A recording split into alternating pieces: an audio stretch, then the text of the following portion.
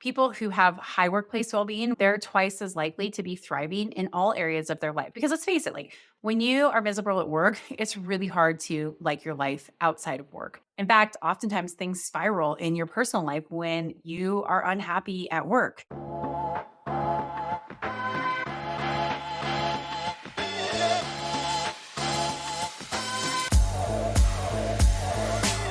Hi, and welcome to Reflect Forward. I'm your host, Carrie Siggins, and I'm so glad you were here today. Happy New Year. I hope you had a wonderful holiday season. I sure did. It was lovely to take a little bit of time off, enjoy the family, enjoy some skiing. We have snow here in Colorado. Woohoo! Anyway, I hope yours was great too. All right, so let's jump into this week's episode, which is the power of owning your mindset. As you know, I'm a big believer in owning your mindset. In fact, I wrote a book called The Ownership Mindset, and I believe in it so much because owning my mindset transformed my life, and it can transform yours too. And it's a really important topic because our mindset is something that we can control when there's not much that we can control around us, especially in the chaos of everything that's going on right now. And it's something that we can choose every day. I'm not saying it's easy to choose to have a positive, proactive mindset. It's not easy to own your mindset, but it's something that you can do. It's something that you can work on. I recently gave a keynote on the power of owning your mindset to all of the YPO management team. So 500 YPO employees flew into Dallas. The CEO of YPO is a good friend of mine. He asked me to come and talk about my book and talk about the power of owning your mindset, especially because he's trying to drive a lot of change within the organization. And I know a thing or two about that, driving change through organizations. And it was a really powerful talk. And I think a really important one, because let's face it, we leaders, we have to lead through change. We have to role model what having a positive, proactive mindset looks like. And we need to help our employees be able to embrace that too. So I was really glad to be able to give this keynote to YPO. YPO is Young Presidents Organization. If you're not familiar with it, it's a big CEO networking, peer networking group that has 35,000 CEOs across the globe in it. And anyway, it made me want to do a podcast on it because it's so important and so powerful. It can change your life. It changed my life. I did not own my mindset when I left Austin, Texas in 2006, when my life was a complete train wreck. I definitely had a victim mindset, which limited my growth. It held me back. It made me not believe in myself. It made me blame others. And when I came to Stone Age and I started to develop the ownership mindset, I was able to transform my life. And so I'm living proof that when you own your mindset, you can do amazing, amazing things with your life. So let's get into a couple of statistics and why this is so important in the workplace. So according to Gallup studies, employees with a positive mindset are 37% more engaged and 21% more productive. Gallup also wrote a book called Well-Being, where it talks about the 5 areas of well-being, which is work, family, like social relationships, health, and community. And I really like this book because it talks about how important workplace well-being is. In fact, people who have high workplace well-being, which means that they're engaged in their work, they like their coworkers, they have a positive proactive mindset at work, they're twice as likely to be thriving in all areas of their life. Because let's face it, like when you are miserable at work, it's really hard to like your life outside of work. In fact, oftentimes things spiral in your personal life when you are unhappy at work. So work well-being is really, really important. And that means that you're more engaged and you're more productive. And if you want to be more engaged and more productive, you have to like think about your mindset. So it's a really compelling reason to develop a positive mindset. The Harvard Business Review also notes that individuals who have a positive mindset often achieve faster promotions and have greater success in their lives. So, how can you enhance your mindset at work? I'm going to give you 5 strategies that I've used that I find very helpful in thinking about how am I showing up every day? How am I taking responsibility for my life, my career, and my mindset? So, the first shift is I am responsible for my career. This is a really important mindset to have. If you think that somebody is going to tap you on the shoulder and help you advance your career, then you're going to be disappointed. You are in charge of your career trajectory and you need to seek growth opportunities. So, when you have challenges, when you're maybe not progressing as fast as you would like, think about your mindset. Look at it as a stepping stone. This is a stepping stone. It's not an obstacle. It's a stepping stone for me to get to what I want. I'm going to learn from this challenge and it's going to make me better. And that's why I'm taking charge of my career. There are lots of jobs I applied for that I didn't get that I was bummed about, but then I thought, you know what? There's something that's better. This is going to be something that I can learn from. How do I use this as a growth opportunity? How do I use this as a stepping stone to get more of what I want? That is mindset. Studies suggest that individuals who actively manage their own careers are 40%, 47% more motivated. That's really important. So you can control this. So the mindset needs to be, I'm in charge of my career. I'm in charge of my motivation. I need to proactively seek growth opportunities. The next mindset strategy that I employ is developing resilience. There is no doubt that life sometimes punches you in the face. And sometimes I get it, you want to stay down. But resiliency is bouncing back, and not just bouncing back, but bouncing forward. So if you want to develop a resilient mindset, you have to craft strategies that help you manage stress and setbacks. So some things that I do, mindfulness. I cannot tell you how much meditating has improved my mindset. By being able to quiet my mind, taking deep breaths, it helps me have perspective. It helps me calm myself down, helps me manage my emotions, which is really important if you want to be able to bounce back. I also set realistic expectations. I set big goals, but I also am like, okay, if I don't achieve this, what am I going to learn from it? I recently did not meet a goal that I had. I wanted to sell enough books to be able to make the Wall Street Journal bestseller. I missed it by 500 books or so. I was definitely disappointed, but I also had set realistic expectations. I know this is going to be really hard to do. And if I don't hit it, I'm not going to look at it as a failure. I'm going to use it as a way to learn about how to launch books. And so I had this goal, but I had expectations like it's going to be really hard to achieve. And if I don't achieve it, I'm not going to look at myself as a failure. So that's how I set those expectations around setting that big goal. I didn't make it, but hey, I gave it my best shot. I've sold a lot of books and it's making a big impact. And that's okay that I didn't hit that goal. I'm not going to let it take me down. I'm going to learn from it. And one other way to develop resilience, especially in the workplace, is thinking about your work-life integration. I don't believe in work-life balance. I would be the last person to say that I have that. I love to work. Really, it's about how do I integrate work into my life so that I can live my dreams and pursue the things that I love outside of work. And so I think a lot about that. I think about how does my work help me in my personal life? How does my personal life help me at work? And when things don't go the way that I want, or when I have to work more than what I want, or when I have to unplug because, I'm close to burnout, which happens, how do I use this as a way to develop resiliency? This is a really powerful mindset. It's about saying, no matter what happens to me, I can handle it. I can bounce back from anything that life throws at me. I'm going to learn from it. That's how you develop resiliency. And that is a way to develop a positive mindset, right? If you think, oh man, if I fail, I'm never going to overcome it, right? That mindset may hold you back, may limit your growth. Change that. I can learn from any obstacle, any setback I have, and be a better person because of it. The third strategy that I use is managing my emotions. You have to be able to effectively manage your emotions, especially in high pressure situations. So, to do this, you need to understand what triggers me and why. When I am feeling emotional, what do I need to do to be able to calm myself down? Developing this awareness around your reactions will absolutely help you at work, right? It's really hard when people have emotional outburst, whether it's crying, whether it's getting upset, angry, all of those things, right? It makes people go, ooh, that's unpredictable. So managing your emotions is really important. I manage my emotions by one, having the resilient mindset of any challenge that's thrown at me, right? I'm going to be able to handle. I'm going to always stay cool, calm, and collected. And if I don't feel like I can be cool, calm, and collected, then I'm going to remove myself from the situation until I can. I'm going to go for a walk outside. I'm going to, breathe slowly for 5 minutes. I'm going to take a break and go home and sleep on it until the next day because I know that I am in charge of my emotions and I need to manage my emotions effectively. This is a really important way to be able to enhance your positive mindset.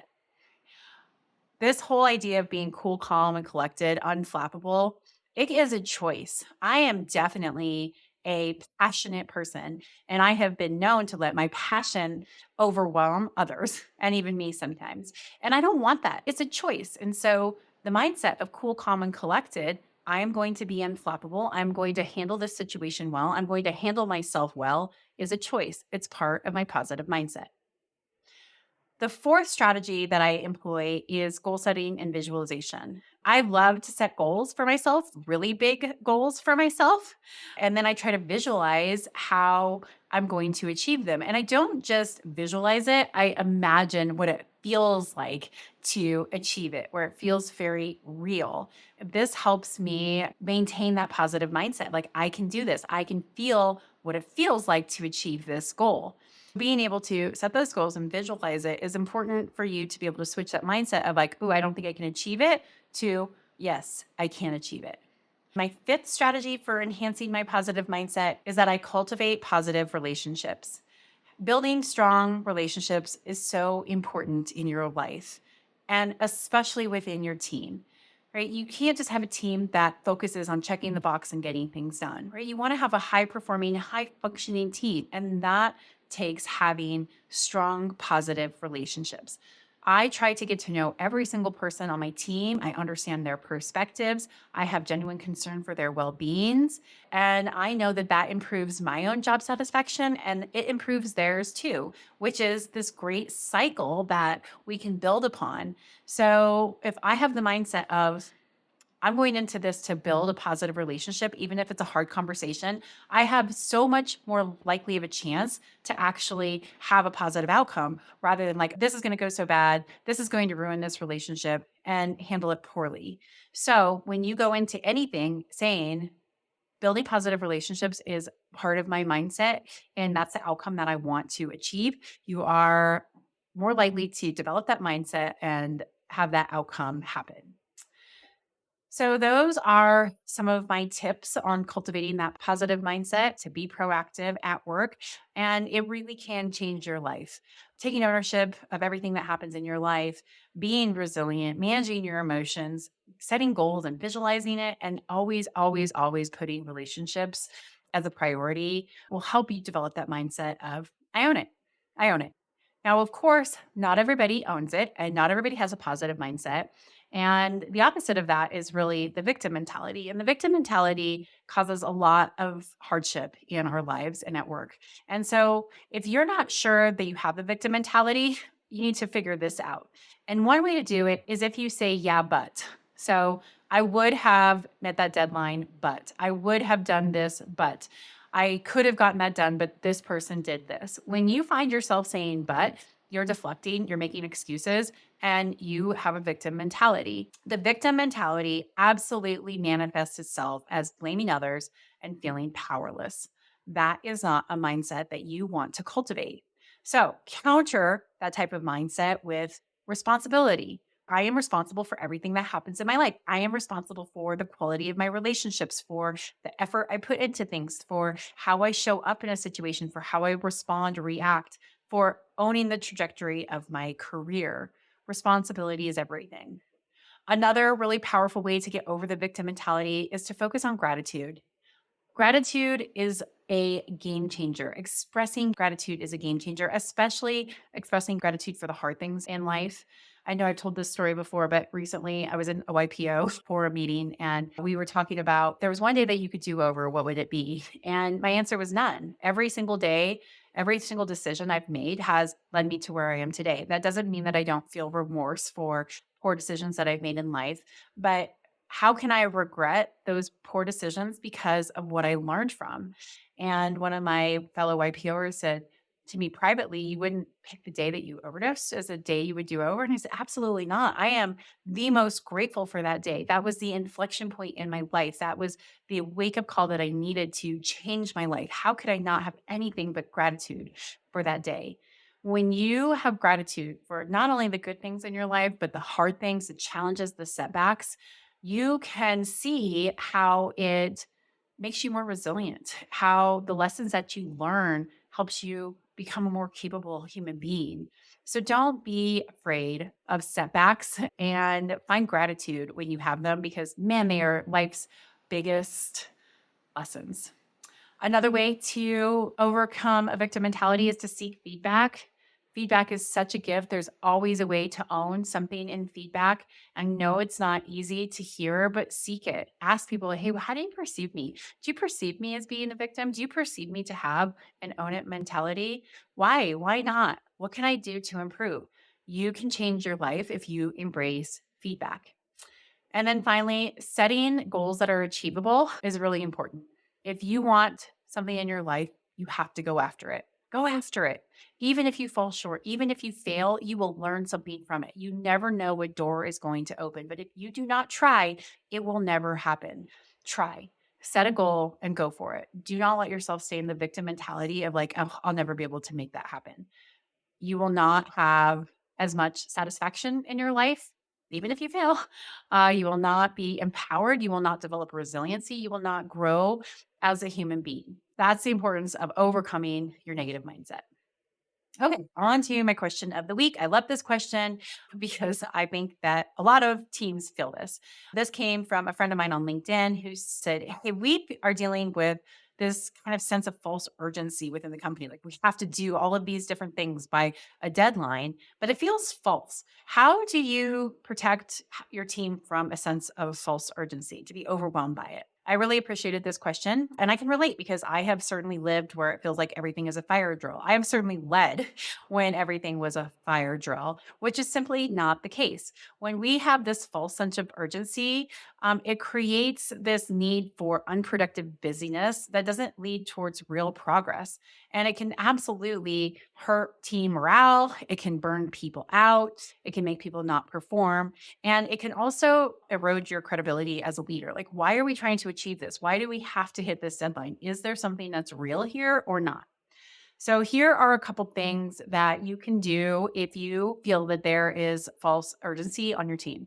First, recognize the signs. Right? Is there always this sense of chaos and overwhelm and reactivity? Can your team only do real work when it's after hours? Because when they're working during the day, they're constantly putting out fires. Try to pinpoint the source of urgency, recognize those signs, and figure out where those competing priorities are creating this franticness to get things done. That's the first thing. Admit that there's a problem. The second time is prioritize. Take stuff off of the plate. We just went through an amazing strategic planning process. Oh my gosh, it was the best ever. My team knocked it out of the park.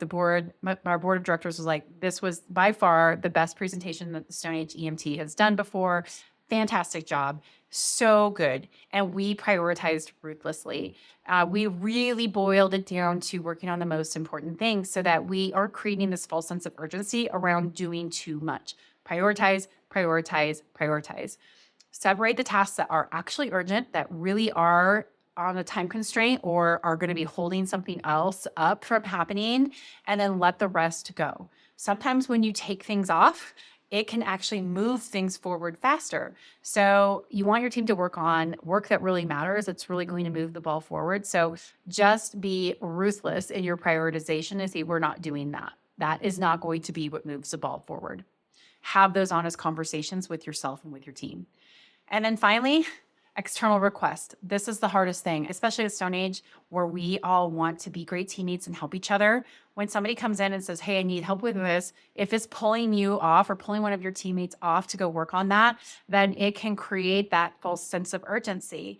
So create a system that allows for people to put requests in for help and be able to prioritize which of those are genuinely urgent and which ones can wait. If your team is managing outside requests and can't get their jobs done, then you're going to have this false sense of urgency around everything that they're doing. So give them clear guidelines on what they can accommodate, what they shouldn't, how to be able to communicate, work with the managers of those people who are putting in those external requests so that everybody understands, hey, this is a workload that we're trying to balance, and let's figure out realistic timelines and prioritization so that way my team can continue to work on the most important things while still helping where they can actually contribute and help. So those are my suggestions on how to manage this constant state of urgency that we always seem to be in at work. All right. Well, I hope you enjoyed that podcast. I'm doing a LinkedIn Live event on January 12th at noon Mountain Time.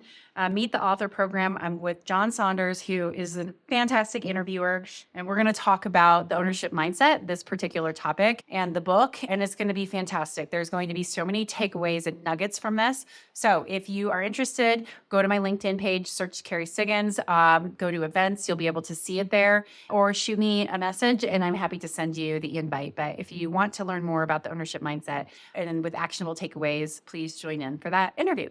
I hope you have a fantastic day, and I look forward to hosting you on next week's episode. Thanks so much.